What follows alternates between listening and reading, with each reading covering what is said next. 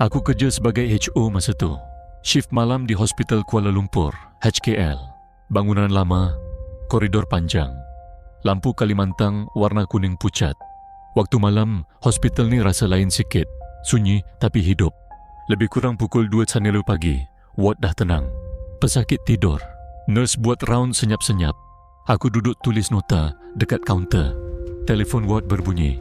Doktor, ada pasien tekan bel dekat katil hujung. Dia kata susah nak bernafas. Aku bangun, ambil stetoskop, jalan ke katil hujung. Katil tu memang dekat tingkap. Tirai separuh tutup. Pasien lelaki, umur dalam 60-an. Keadaan stabil sebelum ni. Aku tanya, "Encik okey?" Dia tak jawab.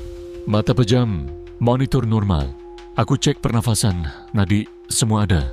Masa aku nak pusing balik, tangan aku kena tarik perlahan. Aku pandang. Mata dia terbuka.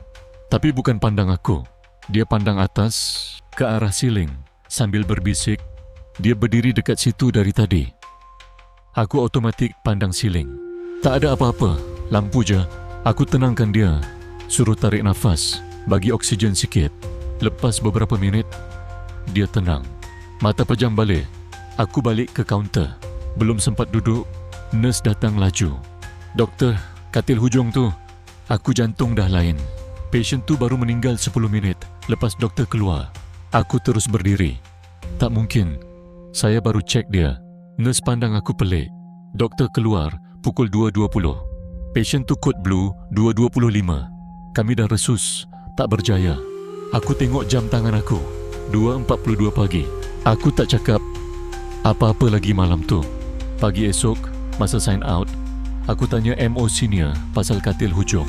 Dia senyap sekejap. Katil tu memang selalu jadi macam tu. Pasien stabil. Lepas tu, tiba-tiba cakap nampak orang berdiri dekat siling. Aku tanya lagi, "Orang macam mana?" MO tu jawab perlahan.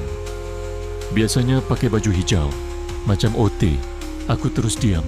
Sebab masa pasien tu tarik tangan aku malam tadi, aku tak pandang siling lama-lama. Tapi dalam refleksi tingkap, aku nampak bayang seseorang berdiri betul-betul atas kepala katil, tak menyentuh lantai. Sejak hari tu, kalau kerja malam dan pasien kata ada orang berdiri dekat atas, aku tak tanya siapa.